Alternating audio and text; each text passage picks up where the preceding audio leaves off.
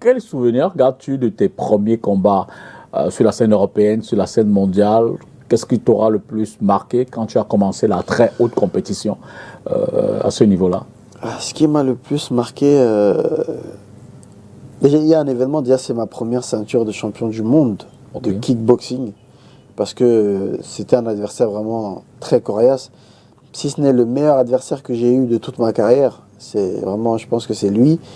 Et c'était un combat où la salle m'était hostile. J'étais vraiment en territoire étranger.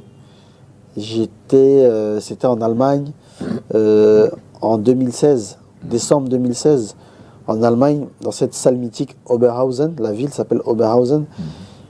20 000 personnes dans la salle. C'était le retour du grand Badr Hari, le Marocain, kickboxer. Et moi, j'étais en co-main event de son combat. Donc, c'est-à-dire, tous ceux qui étaient venus voir Badr devaient voir mon combat. Et c'est une victoire parce que j'ai déjoué tous les pronostics en battant cet adversaire. Et c'était ma première ceinture.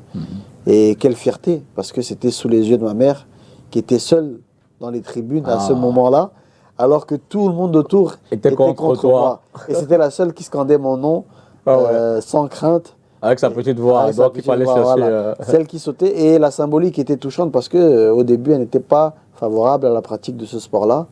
Elle m'avait interdit formellement de pratiquer ce sport parce qu'elle le jugeait, et à raison, dangereux pour le visage. Et comme on en discutait tout à l'heure en off, le fait de joindre les deux bouts entre l'école et le sport, c'est très difficile. Et c'est la crainte des parents parfois. Et donc, elle avait joué la sécurité, elle m'avait interdit de pratiquer ça. Et le fait de la voir maintenant, elle, ma première et ma seule supportrice dans les tribunes, alors que quelques années avant, elle ne voulait pas. Tu t'es dit, je perds par ce combat. Voilà, c'était ça la symbolique, c'était très touchant. Et c'est pour ça que c'est le combat vraiment qui m'a marqué. Et c'est un des moments, si ce n'est le meilleur moment de ma carrière.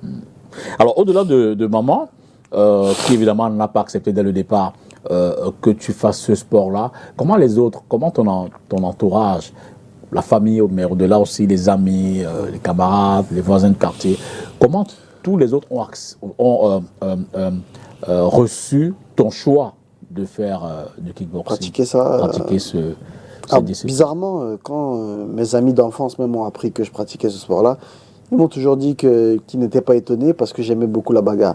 Et moi, j'ai pas ces souvenirs-là. J'ai pas les souvenirs que j'étais un bagarreur, j'ai pas les souvenirs que j'aimais beaucoup me battre quand j'étais plus petit. Mais même ici à Daido, on m'a dit que j'aimais beaucoup la bagarre, mais j'ai pas ces souvenirs-là, bizarrement. Et non, mais mon entourage n'a pas été surpris. Ma famille proche non plus, parce que bon, ils savent que quand j'ai décidé quelque chose, en général, tant qu'à faire, voilà, je fais tout pour y parvenir. Donc ils savent qu'ils peuvent même pas se fatiguer à essayer de me dissuader. Et au final, avec le temps, ils ont vu que, et ils voient qu'au final, avec le temps, 3 choix sur 4 sont des bons choix. Parce qu'on fait toujours des erreurs. Et tout le monde fait des erreurs. Et ces erreurs, parfois, sont même importantes et nécessaires, je dirais même, pour la suite, pour l'avenir de la personne. Mais 3 choix sur 4 sont bons. En général, je suis quelqu'un de très réfléchi. Et si je prends une décision, c'est que j'ai pesé le pour et le contre. Et le choix de pratiquer ce sport-là, ça a été un bon choix dans ma carrière. Et c'est ça qui fait celui que je suis aujourd'hui. Le sport m'a sûrement sauvé d'une vie peut-être. J'ai beaucoup déménagé, j'ai beaucoup voyagé. J'ai habité parfois dans des quartiers qui n'étaient pas très fréquentables. J'ai côtoyé des personnes qui n'étaient pas très fréquentables. Et le fait d'avoir quand même cette ambition dans le sport m'a permis sûrement, parce qu'on ne pourra pas savoir l'invisible, m'a permis sûrement d'éviter un dénouement peut-être mauvais. Dérivé, on peut dire. Exactement, c'est ça. Donc le sport, ça a été, je pense, oui, un exutoire déjà, et un moyen de me maintenir sur le droit chemin. Alors, quelles sont les personnalités, les athlètes qui sortent de là, qui t'ont le plus inspiré ou qui t'inspirent le plus, qui sont comme des modèles, des raisons de faire encore plus, d'aller au-delà de leur palmarès?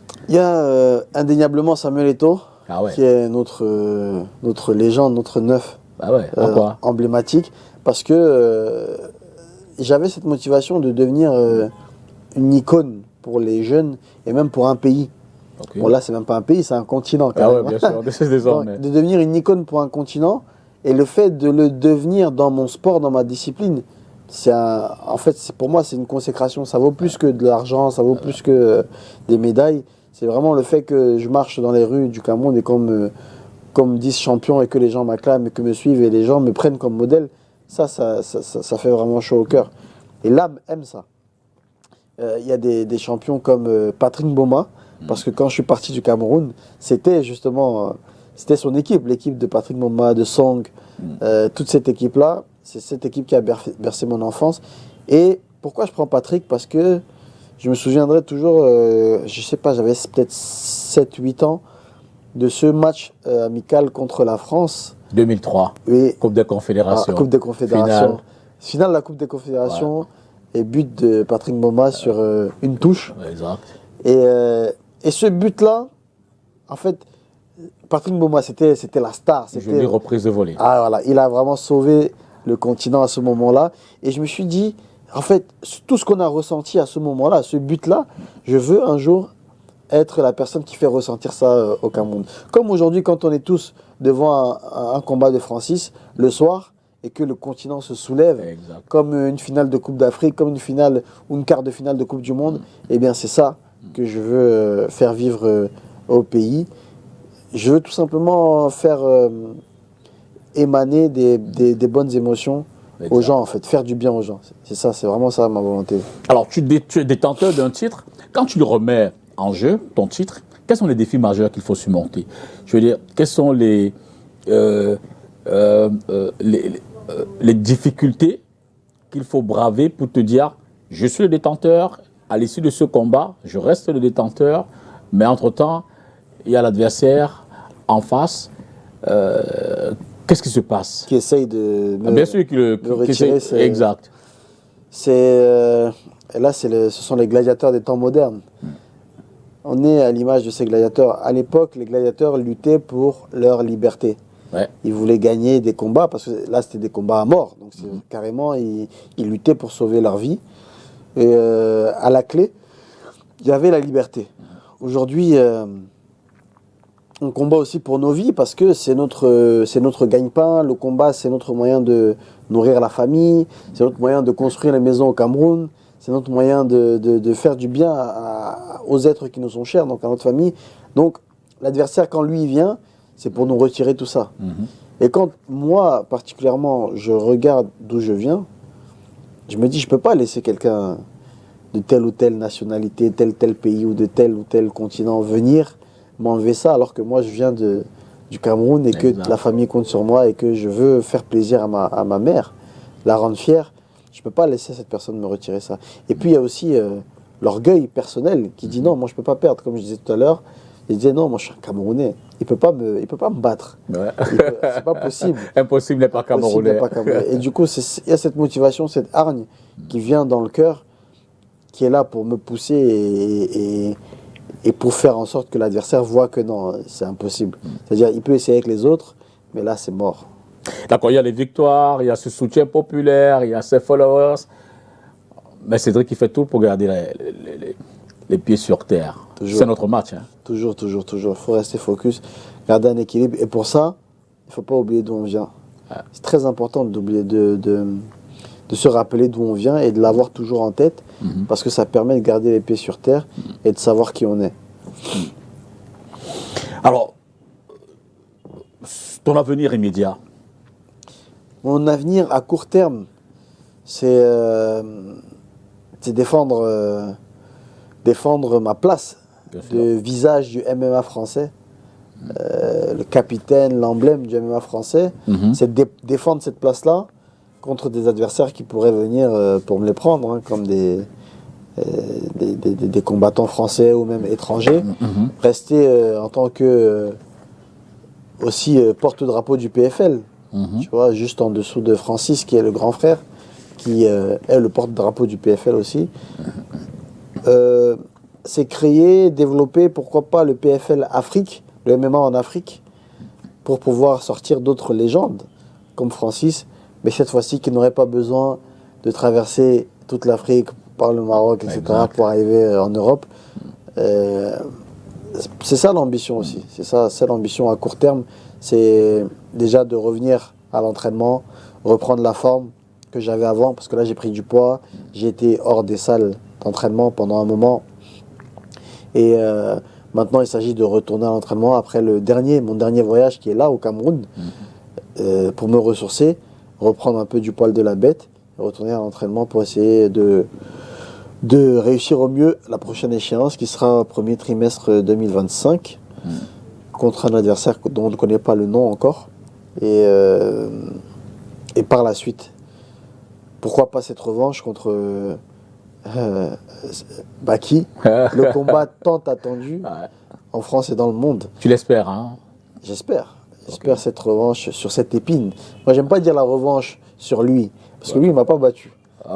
C'est plutôt l'épine qui m'a battu. Même l'arbitre, je dirais l'arbitre qui m'a battu. Mais qu'est-ce qui s'est passé véritablement? Ce qui s'est passé, c'est que il y a beaucoup de personnes qui sont montées dans la cage avec leurs chaussures. Ça, c'est problématique. Et d'ailleurs, même suite à ce combat, j'ai vu aujourd'hui que maintenant, au PFL, ça a créé de l'emploi parce qu'il y a maintenant une personne qui est chargée de nettoyer, d'aspirer. À chaque fois que quelqu'un monte dans la cage avec ses chaussures. Un peu comme en NBA et les parquets. Exactement. Il y a quelqu'un qui est chargé maintenant de nettoyer la surface de jeu, de combat. Ce qui s'est passé, c'est que non, les gens ont marché dans la cage. La cage n'a pas été nettoyée. Il y avait un bout de verre ou un bout de bois dans la cage sur lequel j'ai marché. J'ai interpellé l'arbitre pour lui dire que j'avais quelque chose, parce que je ne savais pas. C'était la sensation. La sensation que j'avais, c'était un bout de verre dans le pied. Souvent, à la maison, ça peut arriver durant les tâches domestiques. Une assiette ou un bout de verre, un verre se casse. Parfois, il reste des morceaux, malgré le ménage qu'on fait.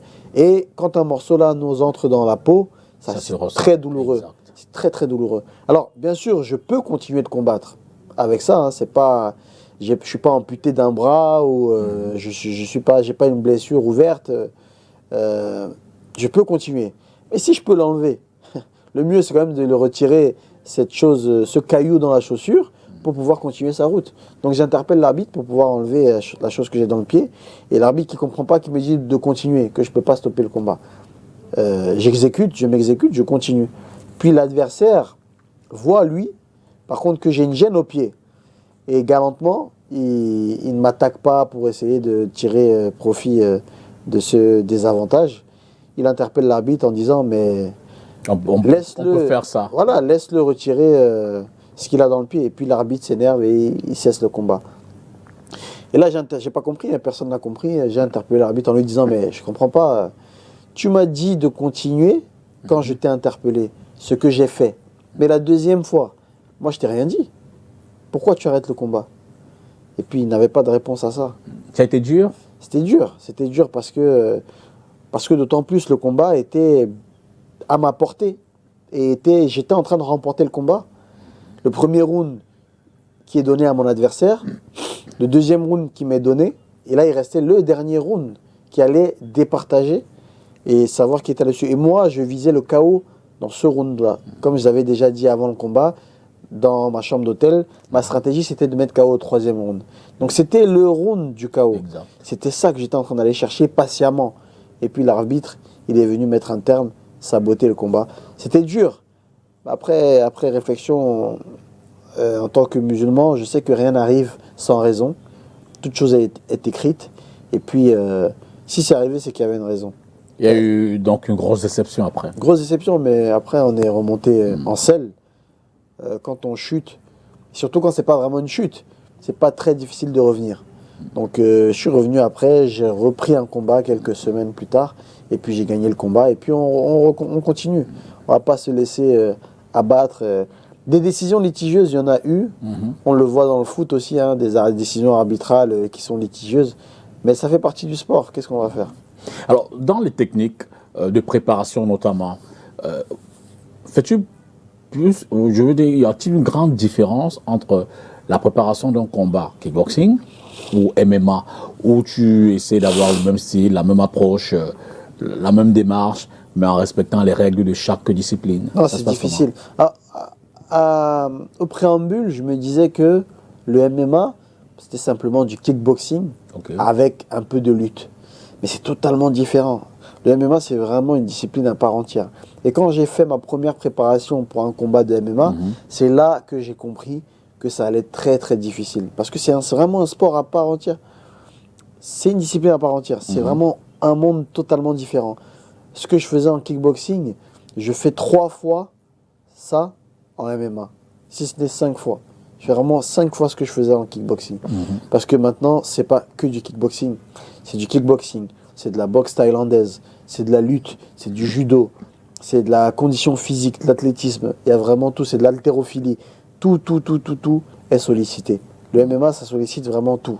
Que ce soit le cardio, que ce soit la force, que ce soit l'agilité, que ce soit la stratégie, ça sollicite toutes tes capacités cognitives, physiques. Donc c'est pour ça que c'est très difficile. Donc ça m'a demandé une transition, mais comme je suis quelqu'un, par la grâce de Dieu, qui apprend vite, très très vite, qui assimile vite, surtout quand il aime ce qu'il fait, eh bien j'ai pas eu de mal à m'adapter au MMA. Et maintenant j'ai plusieurs phases d'entraînement. J'ai des entraînements de lutte, j'ai des entraînements de kickboxing, j'ai des entraînements de boxe anglaise, j'ai des entraînements de conditions physiques spécifiques. Et c'est tout ça qui fait. La seule différence avec les autres, c'est que moi j'ai pas vraiment besoin de préparation mentale. Parce que j'ai ma propre préparation mentale. Et tout à fait naturel. Et parce que je suis un Camerounais, nous on n'a pas besoin de préparation mentale, on est déjà conditionné. Le Hemley. Voilà, c'est ça. Le Hemley, nous on a ça. Et du coup, c'est ça qui me différencie des autres. Alors, l'autre chose, c'est de savoir, c'est une particularité chez toi aussi, assez souvent, ces combats rapides. Je dis que Cédric, c'est 30 secondes, 45 secondes, ça va assez vite, souvent, c'est le premier round. Ça se fait dans la préparation ou c'est à un moment donné, tu sens une faille dans le combat et tu te dis c'est le moment d'attaquer et puis KO. Ça se passe comment? Ça se fait dans la préparation. Moi, je ne savais pas que Jordan allait tomber KO en 9 secondes. Par exemple. Voilà. Je savais qu'il allait tomber quand il allait prendre le premier coup. Parce que ça, j'étais sûr. Je connaissais mes capacités, je connais ma force. Et quand je voyais le type, j'ai dit que non, lui, il ne peut pas. Il ne peut pas tenir. Il ne pouvait pas tenir. Je voyais comment l'énergie qu'il dégageait. Je savais qu'il ne pouvait pas tenir. Et puis, ce sont les sbires, enfin, comment dire, ce sont les petits que Fernand Lopez m'envoie à chaque fois pour me faire tomber. Mais je savais que lui, il avait mal choisi, que Jordan, ce n'était pas la bonne personne. Et comme je l'ai dit avant, j'ai dit, Jordan, tu es au mauvais endroit, au mauvais moment. Tu vois ce qui va t'arriver, toi tu n'as rien voulu, mais c'est celui qui t'envoie, c'est lui qui te met dans les problèmes. Non, tout se fait dans la préparation. Vraiment, dans la préparation, on se met dans des conditions épouvantables, on se pousse dans notre dernier retranchement pour que le combat soit facile, le plus facile possible. Donc souvent, nous, ce qu'on dit, les combattants, c'est entraînement difficile, combat facile. Et c'est comme ça. À l'entraînement, il faut se donner à fond, mais plus à 300%. Et le combat, il sera peut-être à 70% facile. C'est toujours comme ça. Et donc moi, je mets vraiment le paquet dans l'entraînement. Et souvent, c'est ce qu'on ne voit pas. Parce que moi, on me voit seulement faire le clown.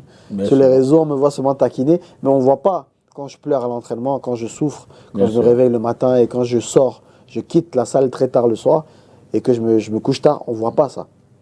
Tous les sacrifices qui sont faits, c'est la partie immergée de l'iceberg. Ça, on ne voit pas ça. Et on le voit seulement quand je mets le KO en 9 secondes. On se dit, mais attends, il s'est entraîné 2 mois, 3 mois pour 9 secondes, mais en fait, c'est trop facile. Non, c'est justement, ce sont toutes ces années d'entraînement, d'expérience qui font que j'arrive à mettre un KO en 9 secondes. Et puis, tu racontes pas les gens qui te disent, mais écoute, Cédric, on a attendu le combat pendant tout ce temps et tu viens de faire ça en 9 secondes. On est un peu déçus, même si tu as gagné, mais 9 secondes, tu aurais pu faire 15 secondes, par exemple. Non, eux, je leur dis tout simplement que j'avais rendez-vous après le combat. Tu avais autre chose à faire. Voilà. Non, je leur dis que je ne pouvais pas tarder, j'avais rendez-vous après.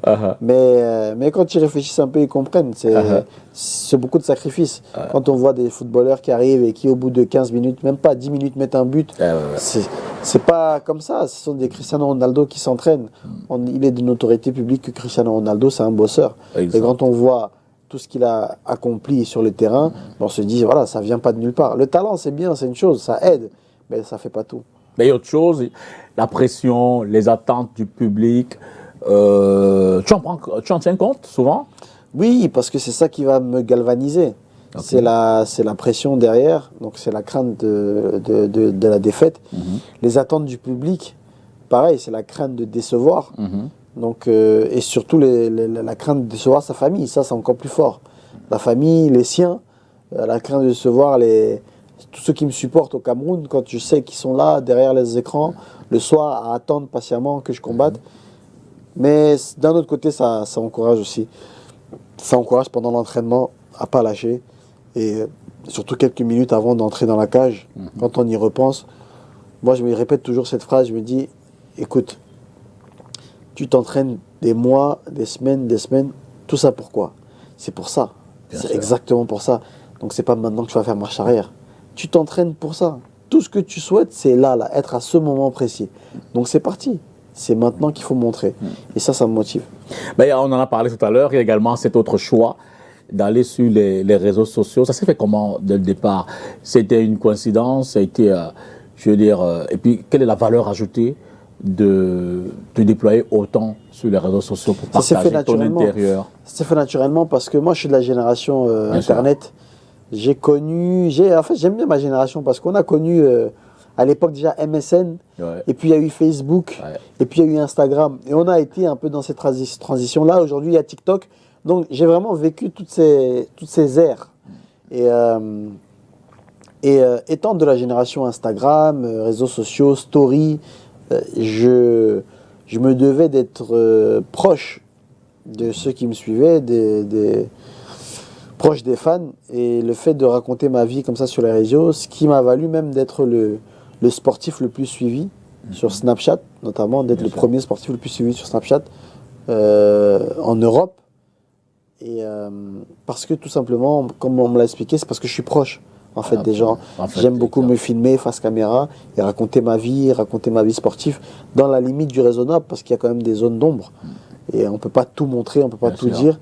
Et le fait d'être proche comme ça du public, c'est ça qui fait que justement j'ai tenu à rester sur les réseaux sociaux parce que c'est aussi un exercice qui me plaît, d'être là, de filmer un peu mon quotidien, de montrer des choses que d'autres sportifs ne montrent pas.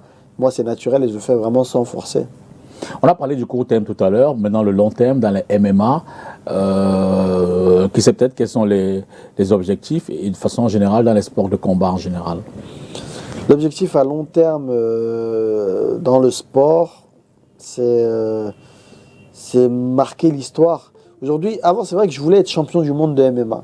Mais aujourd'hui, c'est même pas tant le fait d'avoir une ceinture en MMA, parce que, en fait, j'ai montré que j'étais capable. Moi, l'objectif, c'est de marquer l'histoire du MMA. Marquer l'histoire, comme Francis a marqué l'histoire déjà. Et j'estime qu'il a déjà réussi, qu'il a accompli ce qu'il devait accomplir en battant Tyson Fury, parce que, on va pas se mentir, il a battu Tyson Fury.